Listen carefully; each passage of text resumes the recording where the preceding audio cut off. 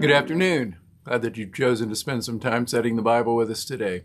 Today we're looking at Mark chapter 9, verses 30 through 37. They went on from there and passed through Galilee, and he did not want anyone to know, for he was teaching his disciples, saying to them, "The Son of Man is going to be delivered into the hands of men, and they will kill him. And when he is killed, after 3 days he will rise." But they did not understand the saying, and were afraid to ask him. And they came to Capernaum, and when he was in the house, he asked them, "What were you discussing on the way?" But they kept silent, for on the way they had argued with one another about who was the greatest. And he sat down and called the 12, and he said to them, "If anyone would be first, he must be last of all and servant of all." And he took a child and put him in the midst of them, and taking him in his arms, he said to them, "Whoever receives one such child in my name receives me, and whoever receives me receives not me, but him who sent me." In this passage, it follows, of course, after the previous one, but it really is a turning point, because at this point, Jesus is really leaving off public ministry, and he's speaking directly to his disciples. And he says this thing about the Son of Man is going to be delivered into the hands of the ones that would kill him, and then he would be raised again after 3 days. And we read there that they didn't understand him, and it could be that you're like a lot of people, like me, I think too, that you read that and you think, well, how'd they not get it? How did they not figure this out? But of course, we knew the end before we started reading this, in all likelihood.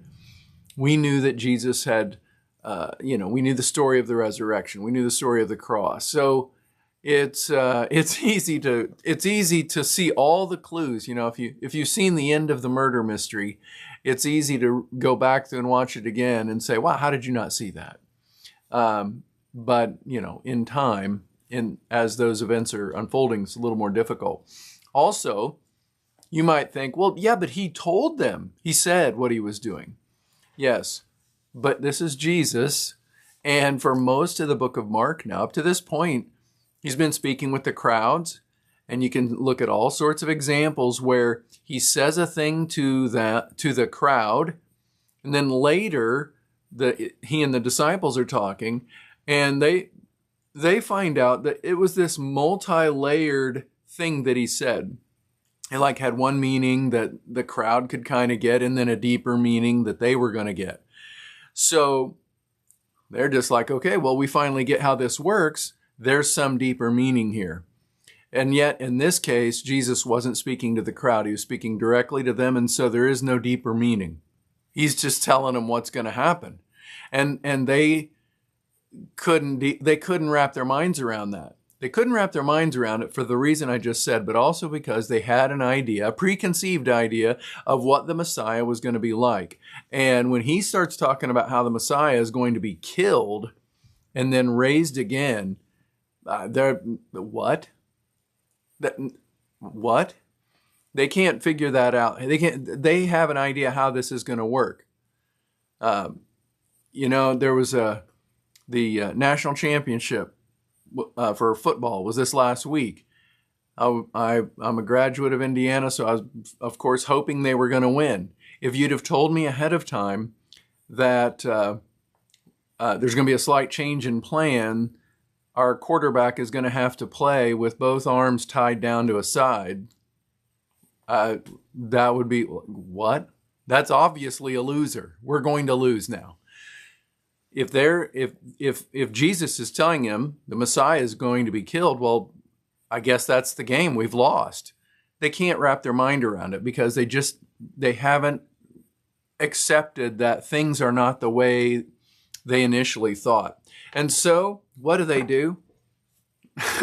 They don't say anything about it. They start talking amongst themselves about, hey, let's table that part for a while. Let's talk about who's going to be in charge. And it's so, I find it funny. At the end, they get to where they're going, and Jesus says, "Hey, fellas, what were you talking about on the way here?" Nothing. But of course, as we read in the Gospel of John, Jesus knew what was in the heart of a man, and they knew he knew. And so he starts talking to them about, if you really want position in the kingdom of God, it comes in an inverse way. If you want to be the greatest, you need to be the servant of all. And again, he's speaking truth. He's speaking prophetically. Jesus would be the servant of all by dying on a cross. Jesus came to seek and save that which was lost. And he came to die as a sacrifice to pay for the sin of you and me and everyone else that's ever lived. Jesus became the servant of everyone by paying the price he didn't owe to cover a debt we could never pay.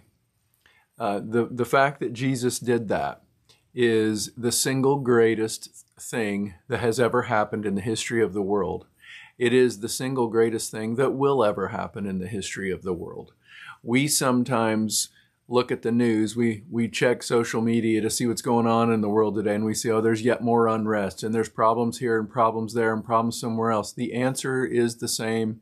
The answer is Jesus.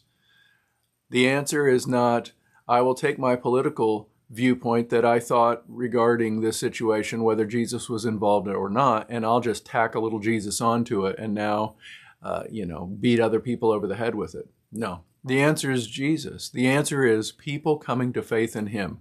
If you want to make a real difference in the world, then you would do far better than to gather your things and go protest somewhere. You would do far better by taking up your cross and going into the world that Jesus has put you in and being an influence for him in the world, living a life of gospel reality to those that you know and love, and pray for them, and be in the scriptures, and be an influence for God in that way. With 12 people, Jesus changed the entire Roman world. We have more than 12 now, and Jesus is still working on the same plan. I hope you're having a great day. I hope you don't lose power in the storm coming. If your church has church tomorrow, I hope you're making plans to be there. Otherwise, I hope you're going to watch online. Our church has not made a decision there, which means I haven't made a decision. But one way or the other, we'll get together either in person or online. And I hope that you are looking forward to that. Staying in the Word, stay warm. God bless.